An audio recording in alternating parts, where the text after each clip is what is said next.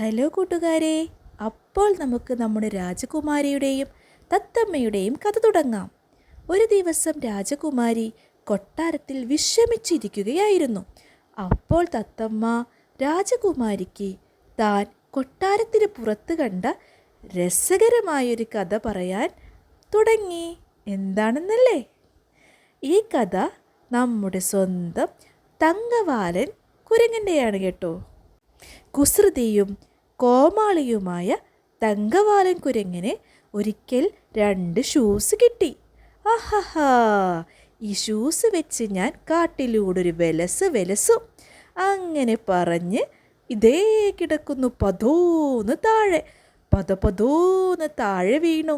ഇത് കണ്ട് കാട്ടിലെ മൃഗങ്ങളെല്ലാം ചിരിക്കാൻ തുടങ്ങി. ഹ. പക്ഷേ നമ്മുടെ കുരങ്ങച്ചാർ അവിടുന്ന് എഴുന്നേറ്റ് ഡാൻസ് കളിക്കുന്ന പോലെ കാണിച്ചു. ഇതൊക്കെ എൻ്റെ കോമാളിത്തരങ്ങളല്ലേ? പക്ഷെ മൃഗങ്ങൾ ചിരി നിർത്തിയില്ല. അവർ ചിരിച്ചുകൊണ്ടേയിരുന്നു. നാണം വന്ന നമ്മുടെ കുരങ്ങച്ചാർ ഷൂസ് എറിഞ്ഞ് മരത്തിൽ തന്നെ പോയിരുന്നു. ഇത് കേട്ട രാജകുമാരി പൊട്ടി ചിരിച്ചു.